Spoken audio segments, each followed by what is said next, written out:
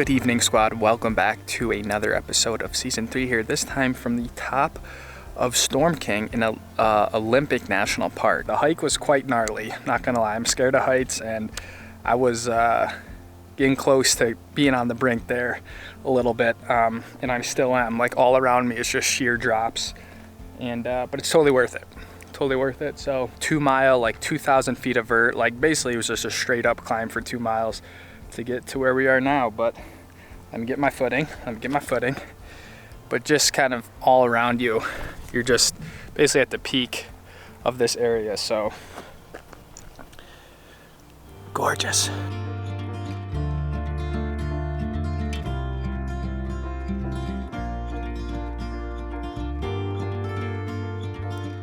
We actually started right there, that area. That's where Luna is, I can see her. I'm gonna head back down while there's still an ounce of light left, because that rope section's gnarly and the forest is gonna be pitch dark. And I'm just not a huge fan of that. So, by myself up here, and it's time to head down.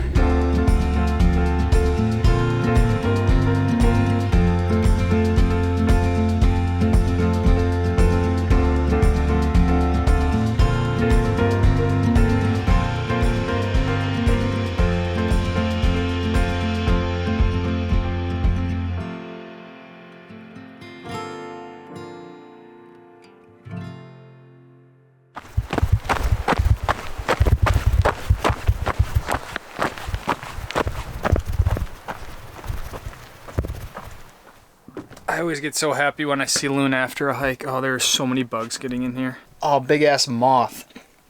Look at this thing. There we go. That's a big boy too. The plan is to drive up towards Neah Bay tonight and work our way up there. So got like an hour drive to head up to the northwest corner.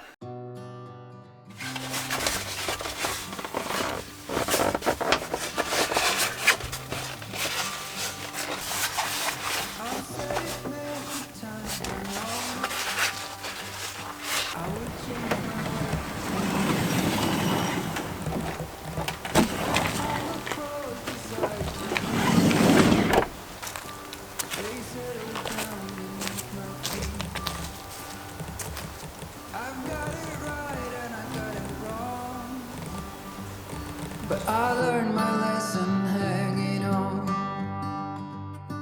Come sit here with me by the fire and let it go for a little while. So be here as the night starts falling. Let my fingers walk over your head. I slept right there last night. And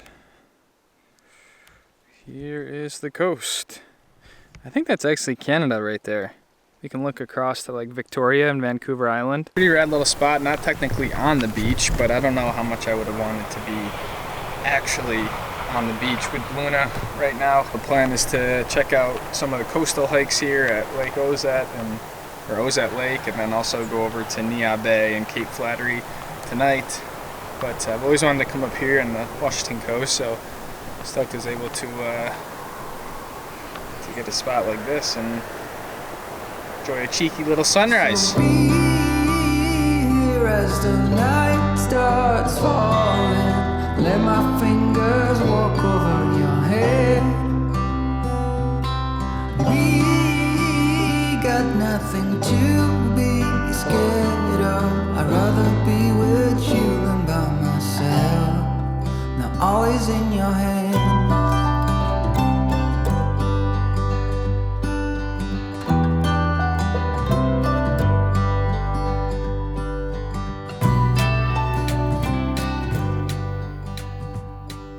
I made it to a very specific section of Olympic National Park called Ozette Lake. Here there are a few hiking trails that lead you to the Pacific Ocean, which should be pretty cool, and it seems to be a pretty chill area. Like, not even really like a true ranger station. Like, yeah, just super low key. So there's something called the Ozette Triangle, which it's a combination of 3 trails that obviously make a triangle that lead you out to the ocean. You kind of hike down the beach, and then you take another trail back to where we are here. So the plan is to do that. It's about 10 miles, but I would expect it to be relatively on the flat side compared to some of the other stuff we get around. So I think having like this diversity of landscapes on the trip is just what makes Washington super special. So I'm gonna try to rip that here, and should be all good. When I was young, I thought control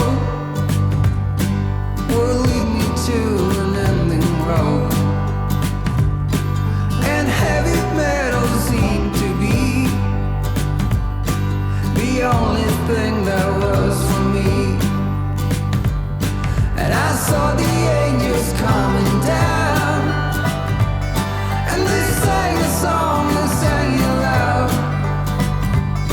And I still remember parts of it, and the yellow glorious will it. Won't you be? This hike has honestly been super mellow, but I'm sweating so much. I forgot how humid it could be over here in more of like this rainforest area, but super cool hike, like way different than anything I've done, just like being immersed in the forest. But yeah, was not expecting it to be so humid. It feels like I'm like back east or something. So I see the ocean, so I think we've almost made it down this first leg, which is actually quite cool. Really no elevation, like just slight, but nothing too bad. Oh yeah, there's the ocean. When I was young, I thought control would lead me to an ending road, and heavy metal seemed to be the only thing that was for me. And I saw the angels coming down, and they sang a song, they sang it loud. And I still remember parts of it, and the yellow glorious will it. Won't you be? I didn't really take into account the tides, so this whole hike along the beach has been rather difficult because the tide is at its highest right now. We're really forced to kind of overland through down trees and rocks and stuff like that, where if you did this at the lower tide, you could presumably just kind of walk along the sand right across. So we made this a little bit more challenging than we needed it to, but lesson learned, and it's still up for a super adventure. It's a shame that it is so smoky out there, because this is some really cool terrain on the coastline here. It's just like, it's beautiful seeing these formations with the water and all this. It's just super rugged, and like when I think of the ocean, I always think of like a beach. So to see it more like this, it's like it's raw. So super stoked I did this. Super stoked I came out to this area. This is pretty cool. Now all is in our hands. All is in our hands.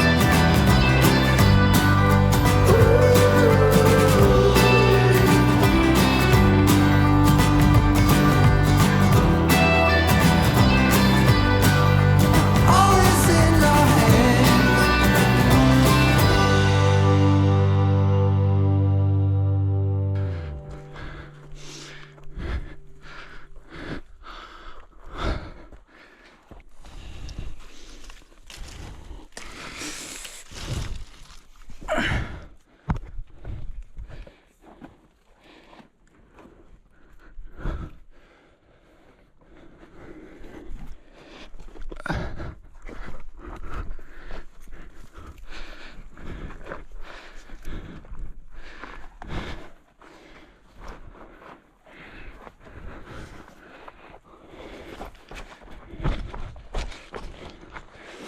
I had no idea we were going to be doing some rappelling.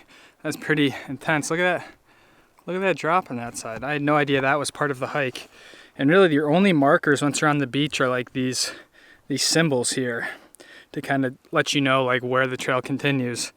But that was pretty rad. From what I understand, we are almost back at the other tip of the triangle where we're gonna start working 3 miles back through the forest to the campground. But that was way more difficult than I thought. 3 miles like on the beach is not the same thing as just like 3 miles on a trail. So should have took that into account a little bit more, but hey, live and we learn. And our first like coastal hike was a success. That was super glad I did that.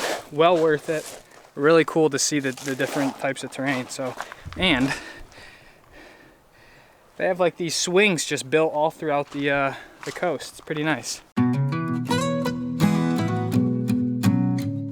After making our way back from the beach, I realized that the whole trip took a little bit longer than I had originally planned. So I got in the van, headed back to a small town, sort of just like in between all the areas out there to fill up on some diesel fuel before hitting the road once more to head to the most northwestern part of the continental US for one final sunset mission.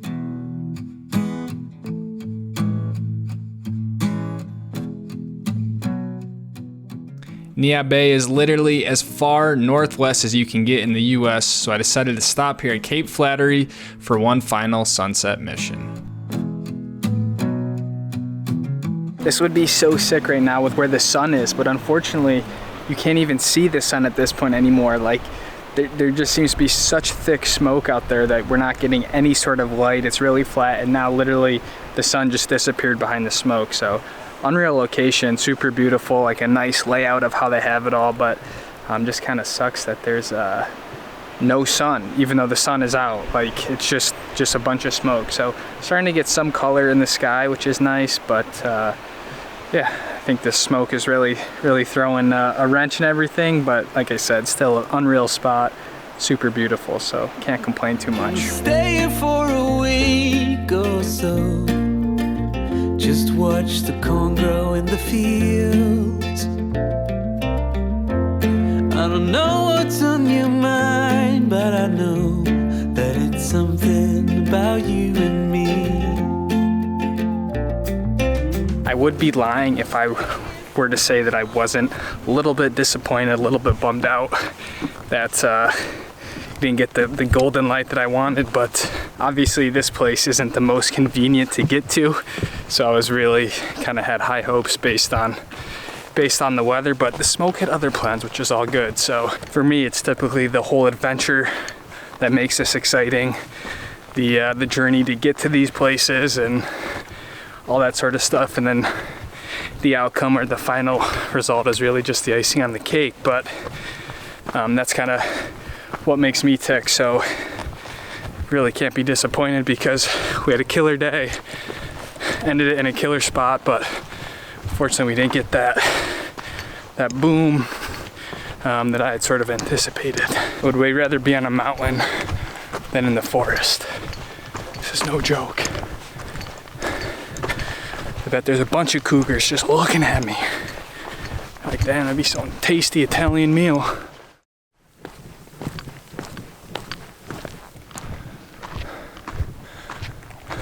Drove up to the Hurricane Ridge part of Olympic National Park, just outside Port Angeles, and tried to do a little sunrise jaunt.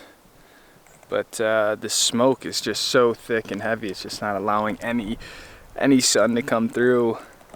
So even though there should be a nice little sunrise here, unfortunately, similar to last night, we're just not really getting much light. But still a really cool area, and we always got to say that we tried. But yeah, this I haven't seen smoke this thick, really. I don't think ever. Like it's really bad. So unfortunate, but thought I'd at least check it out, give it a shot. You said summer will be over soon. Would you still like to hang around? When clouds roll in and cover the moon, will we manage to stand the ground? It's my understanding that a bunch of fires sprouted up around the Northwest, the West in general. I think there's a few that came out of Oregon. There were some just north of North Cascades where we just were. So really these past few days with the way the winds worked and everything else, like the Pacific Northwest really got sort of swallowed up with smoke. So unfortunately that Hurricane Ridge was really the last adventure of our 10-day Pacific Northwest trip. I think my most favorite place though, hands down, is Mount Rainier. Just that whole setup, the park was really special. I really want to love Olympic National Park, and I think it's totally epic and it's 100% worth it to visit, but for some reason I just can't get the groove of the park.